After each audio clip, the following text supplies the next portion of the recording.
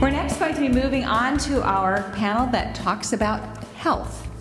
And we have three panelists. Dr. Heather Phipps is the Director of Medical Education with Trios Health. She is an orthopedic surgeon here in our community and comes to us from Ohio University College of Osteopathic Medicine. We also have Barbara Mead. Barbara is the Vice President of Behavioral Health and Physician Clinics with Lourdes Health Networks. And finally, we have Dan Long, who is a detective with the city of Kennewick. So as you think about how education sets this foundation for growing our community, we're going to be looking at the overlay of health and how that is infused in all layers of our community. Please welcome Dr. Heather.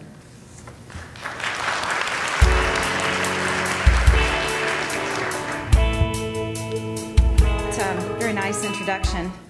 I want to take the opportunity today first to thank both Marilyn and Beverly for inviting me to come and be one of the presenters today. It's a great honor for me to be here. My topic today is access to healthcare, and to some extent the lack of access to healthcare or concerns for the lack of access to healthcare.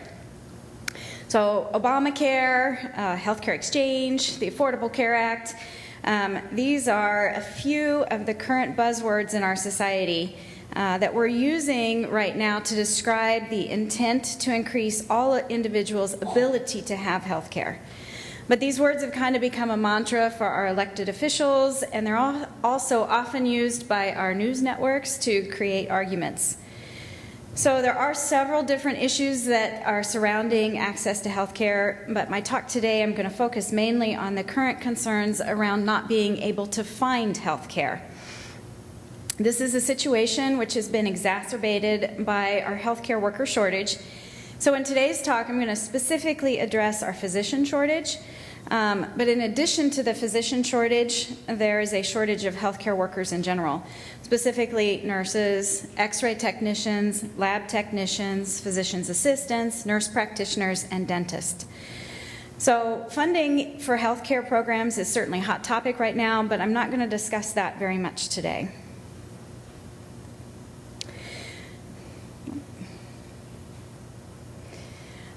So what does access to healthcare really mean to people here in the Tri-Cities, in Benton and Franklin counties, and to those of us here in the room? I'm going to touch briefly today on four topics that I think affect everyone. We're going to talk about the current and expected healthcare worker shortage, some current solutions to the future problems, how to avoid the need for a doctor, and some technology aids that I think can help you take a role in your own healthcare. So I'm sure there are some of you sitting here in this room today who have experienced some difficulty with finding a primary care physician. With our ever-changing insurance systems and our provider networks, some of you probably can no longer see the primary provider, somebody maybe who took care of you for years and years.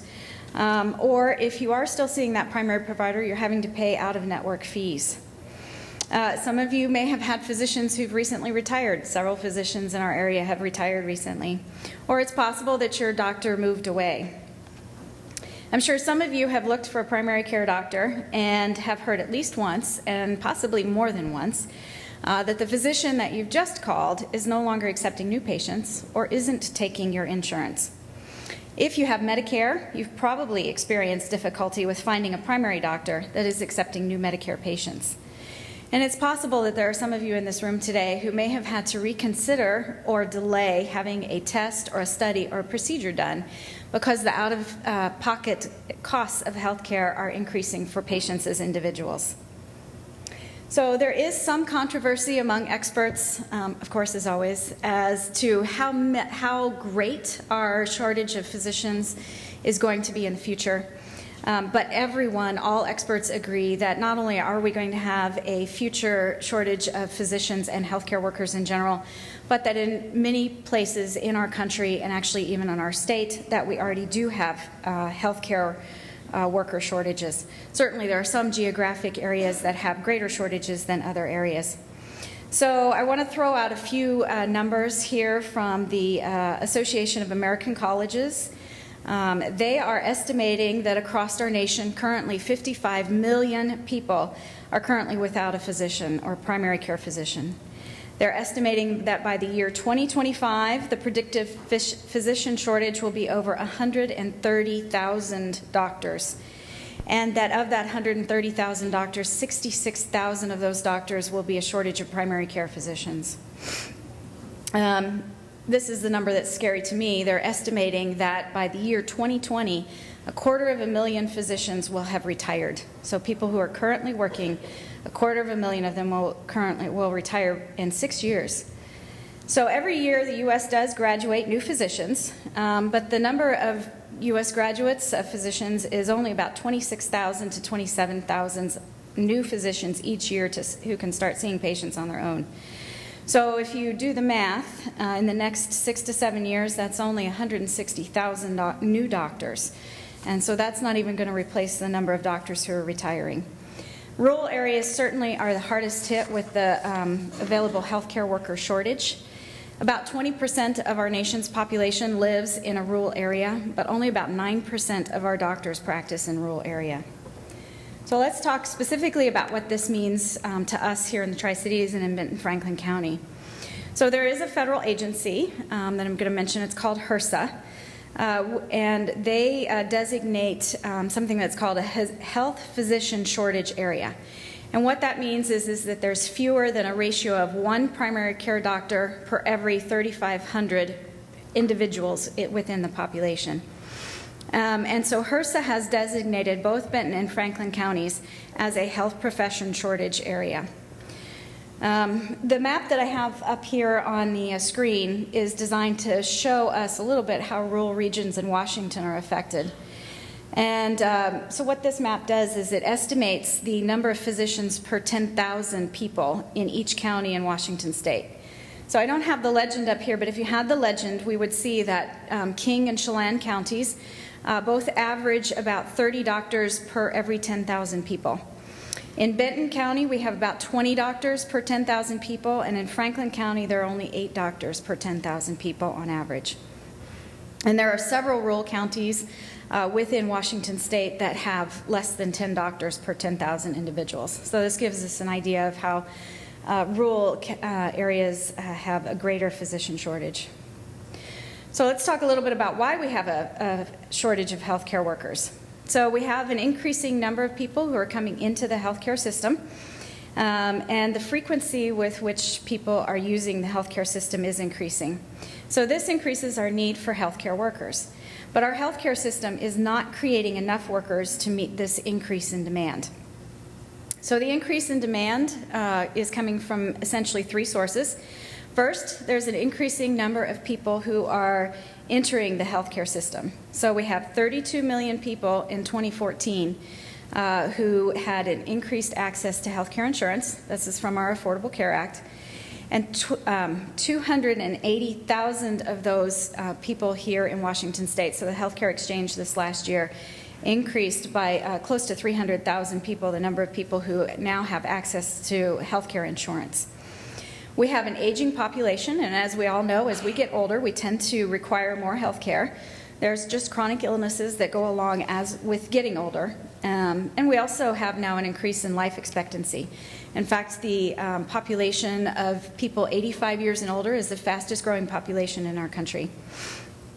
So the healthcare system is also, as I mentioned before, losing physicians to retirement, and that at a rate that we're not able to replace the current physicians. So there's an estimate that it'll take about 16 years for our current medical education system to catch up to our current physician deficit. So there are several reasons for this. One is that it takes anywhere from 7 to 9 years after college in order to train a physician. Medical school is 4 years in length, and then you have another 3 to 6 years to be trained in your specialty, and that includes all the primary care specialties.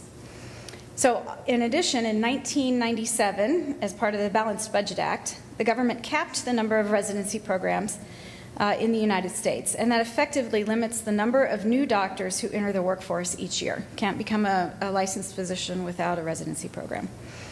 So in the last 17 years, since 1997, the number of residency programs has increased by 4%. So the number of new physicians coming out each year has gone up by 4%, while our population has increased by 20%. So there has been some consideration for using physician assistants and nurse practitioners to bridge our primary care gap, but unfortunately there's also a shortage of healthcare workers in these areas as well. So now that we know about the problem we are facing, what can we do about it? So there are several solutions.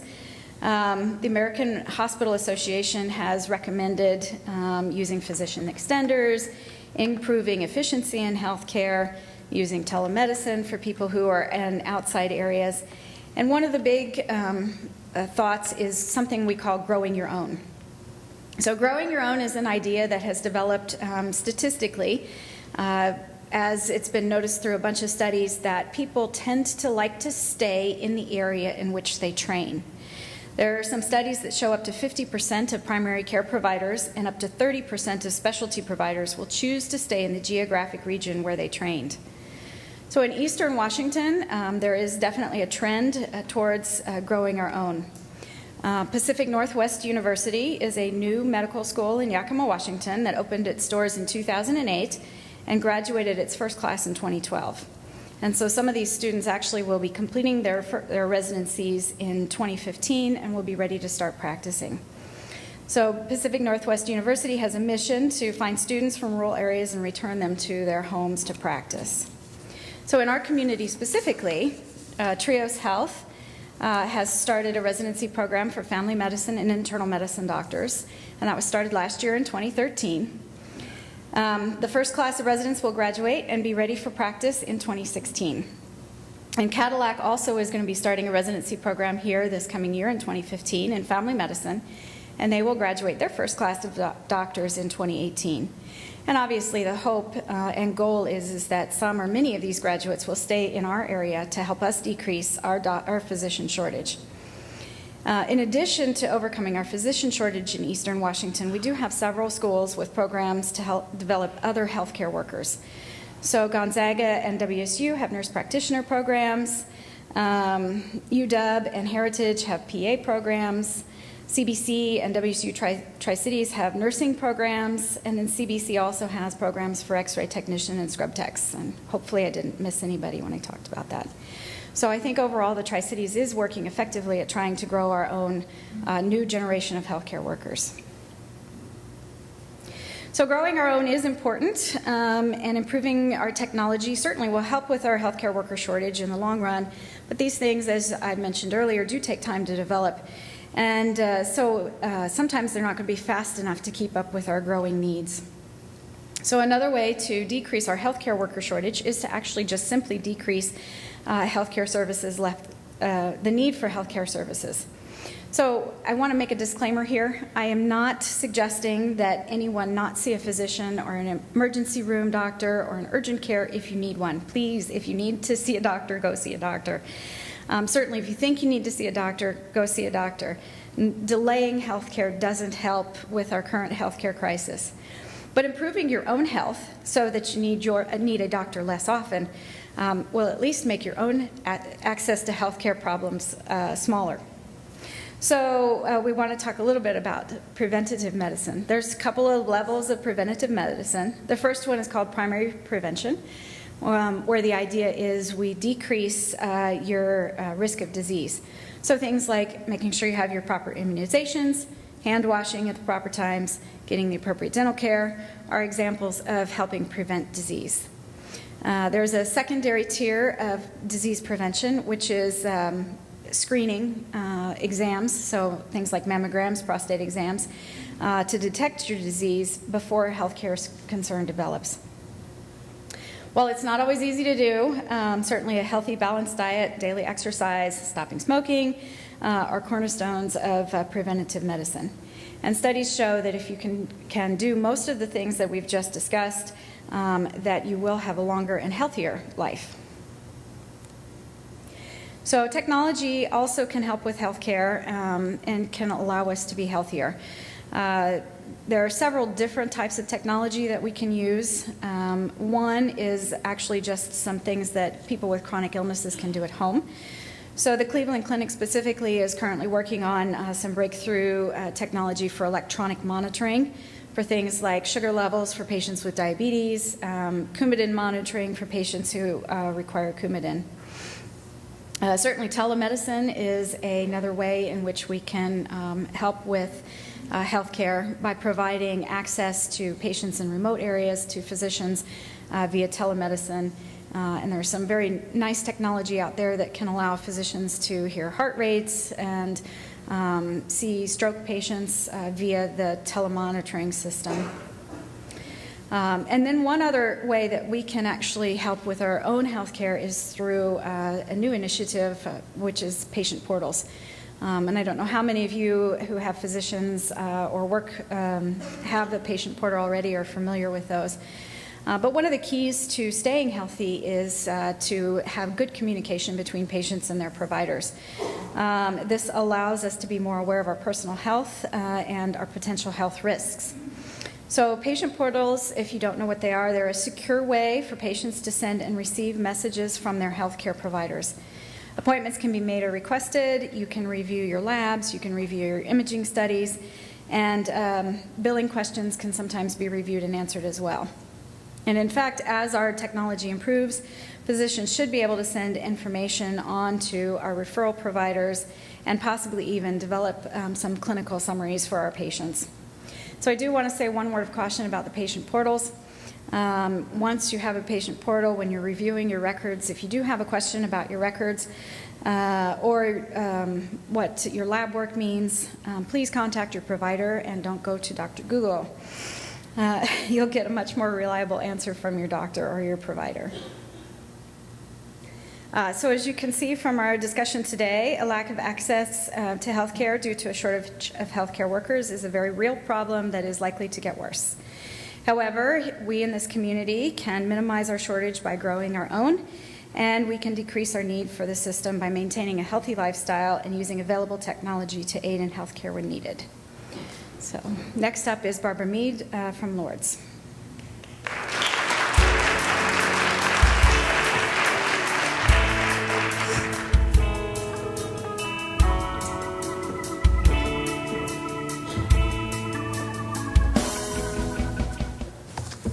Good morning. Let me say thank you to you and to Beverly for this wonderful opportunity to speak with you about a subject that is near and dear to my heart, a subject that I've devoted my entire professional career to, which is mental illness and the treatment of people who suffer from this disorder. Dr. Phipps was able to speak about healthcare shortage in general, and today I'm going to be speaking with you about challenges in mental health. So first, let's talk about some definitions so we can have a common language and carry on a more full discussion after this meeting. Mental illnesses are serious medical conditions that disrupt a person's thinking, feeling, moods, behavior, and ability to relate to other people. Just as diabetes is a disorder of the pancreas, mental illnesses are medical conditions that often result in a diminished capacity for people to cope with ordinary day-to-day living. This is a very interesting slide and sort of a fun slide. These are famous faces of people that suffer from mental illness. So you see here Ernest Hemingway, who suffered from many episodes of depression, Abe Lincoln, who suffered from episodes of depression, picture of a painting from Vincent van Gogh. Vincent van Gogh was known to, if he lived today, he would be diagnosed with bipolar mood disorder. Other people that more recently have talked about, famous people who have talked about their mental illness are people like Terry Bradshaw, who's a famous Pittsburgh Steelers quarterback, and other actors and actresses who have talked about their mood disorders, suffering from conditions like bipolar disorder. So now we know that there are people famous people who have suffered from mental illness. Let's talk about us, you and I, people that are not so famous. 1 in 4 adults, or 57.7 million people, Americans, experience a mental health disorder one time in their life. So let's assume we have 100 people in this room. That means 25 of us have suffered from a mental health disorder as an adult sometime in our life. That's a pretty striking number. In addition, 1 in 17 Americans live with a very serious mental disorder like schizophrenia or bipolar illness. Here's another striking statistic. Suicide is the 10th leading cause of death in the United States and the 3rd leading cause of death in teenagers in the United States. These numbers are very concerning for all of us, for you, for me, for others. The good news is that between 70 and 90% of people who, with a serious mental illness, have significant reduction in symptoms when they engage in treatment. So there is hope. Let's look at this slide. This is an unusual cartoon, so to speak.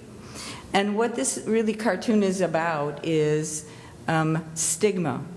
We know now that many people suffer from mental illness, but what happens that people are not seeking treatment? One major reason that people are not seeking treatment is stigma. So what you see here is this gentleman in this cartoon who's very concerned about his family member or his friend who looks like he's in intensive care, right? Lots of tubes and machines surrounding him. What this picture depicts is many of our attitudes about mental illness. What you see the slide saying is, if we treated other ailments like mental illness, the man would be saying over his friend, geez, cheer up. Have you tried not being in a coma? Many of us have heard our colleagues and our friends say to someone who's depressed, just pull yourself up by your bootstraps, right? Well, mental illnesses are not cured by people pulling themselves up by their bootstraps. Let's talk about challenges for people who suffer from mental illness. We talked about maybe 25 of us in this room have suffered from a mental illness sometime in our life. What's very interesting is that only 36% of people with a mental health condition seek and receive treatment. This is a very low number. Why is that? The two major reasons are, as Dr. Phipps talked about, physician or healthcare provider shortage. In Benton and Franklin counties, we have only a total of 8 psychiatrists. 8. We should have at least 14. In addition, I've mentioned stigma, which is a huge barrier for people. It keeps people away from treatment. Another challenge that we have in the mental health world is that mental health is one of the most seriously underfunded areas of healthcare in the state. And it has received significant cutbacks over the past 5 years for the public mental health system. We also have funding silos. People don't live in silos, they live in a world, and so it's much more difficult to access treatment in mental health, chemical dependency, and physical health. Another major factor that affects the reason why people are not seeking treatment is Washington State has the fewest psychiatric beds per capita in the United States.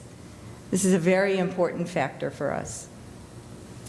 Okay, so now we've talked about some of the reasons why people don't seek treatment: underfunding, lack of physicians shortage, stigma. When you put all of those factors together, what you have is a storm, a perfect storm, some people say. So I'm going to talk about a very technical term here, and it's called single bed certification. So we've talked about the challenges with mental health. When you put all those things together, you have a major problem, especially in the state of Washington. The challenge is people with mental illnesses don't go away just because there's lack of funding or lack of access, lack of resources. They still have problems. So what you see on this slide is the number of people in Benton and Franklin counties who sought treatment in an emergency room for a mental health condition like an overdose or a serious suicide attempt, and there were no psychiatric beds available for them in this community or anywhere else in the state of Washington. These people deserved treatment. They were placed in acute care hospitals or held in emergency rooms for extended periods of time, therefore given inadequate treatment. What you see from 2009 through 2013 is a dramatic increase of a number of people who were detained in an acute care hospital because there was no room in the entire state for them in a psychiatric hospital. I also want you to look at the last bar graph, which is 2014, right? This is data between January and August. You see the bar has begun to decrease, and we'll talk a little bit later about why that happens. Okay, here's some of the good things that are happening in our community for people who suffer from a mental illness. Benton and Franklin counties have several agencies where people can seek treatment. In addition, there are several psychologists, PhD-level psychologists, and master's prepared clinicians in our community that see patients for treatment. In addition, there are some very specialized programs. I won't get into the detail of this, but Lourdes Counseling Center developed a program for assertive community treatment several years ago. We are now treating the most highly utilized patients for mental health services and doing our best to keep them out of the hospital and functioning well in the community. Another change that occurred is in July of 2014, this is really a positive thing, the law to involuntarily detain people who are in a mental health crisis broadened so that it is easier to detain a patient who is in a mental health crisis. Another dramatic thing that happened is in August of 2014, the number of psychiatric beds in our community essentially doubled.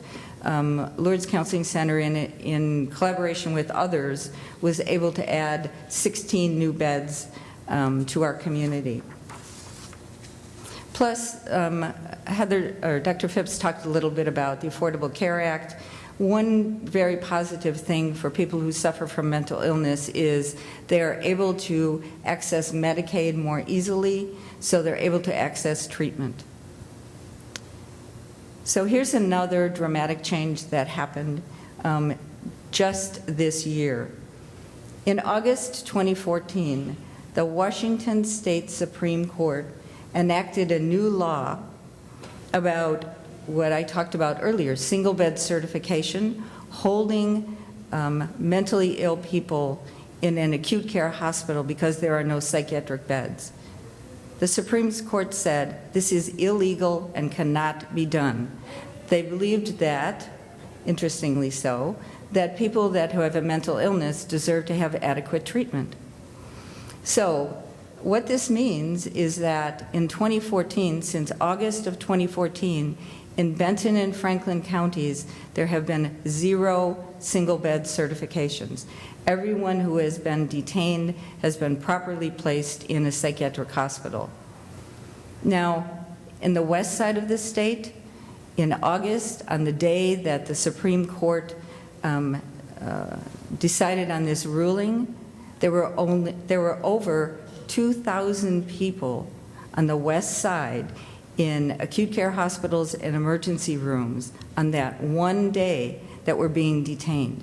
That's how serious this problem was, and that's why the Supreme Court decided to make this ruling. Some of the other positive things that have happened is the public mental health system has been working more actively with chemical dependency and with physical health, and there will be a public policy change that will hopefully more integrate people suffering from mental health or suffering from mental illness so that they can access other types of health care. So what are some of the indicators that the public can see that would show that people suffering from mental illness are getting adequate treatment? Here's some broad indicators. Number one, you should see a decline, essentially to zero, of people that are in a single bed certification, i.e. people that need psychiatric treatment are really placed in proper care. You should also see a decline in emergency room visits for people in a mental health crisis. We should look for improvement in the justice system so that people with a mental health crisis are not put in the jail. And you should also see improved access to treatment. Here are some of our gaps in service, as far as I can see in our community, and some of the priorities that need to be addressed for mental health. One is we need more residential options. Another is, and Dr. Phipps spoke about this earlier, we need more prescribers, physicians, psychiatrists.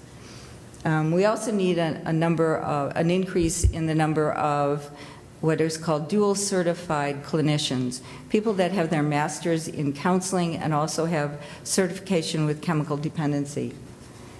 Another key factor for us is prevention and early intervention. Some of our panelists have spoken about the need for early childhood education and what happens when a child is not treated properly. So overall, I see that the mental health in our community is guarded at this point, but improving. And what can you do? What can we all do as citizens to address some of these problems? One of the things that we can do is be aware and combat stigma. Stigma is a major problem that affects us. Another thing is you can speak to your representatives. Dr. Phipps talked about telemedicine. Telemedicine is another tool that we can use for the treatment of patients that live in very rural communities. And you can also educate the community on this topic. So I've listed some resources for you to be aware of to educate yourself further. And again, thank you for this opportunity.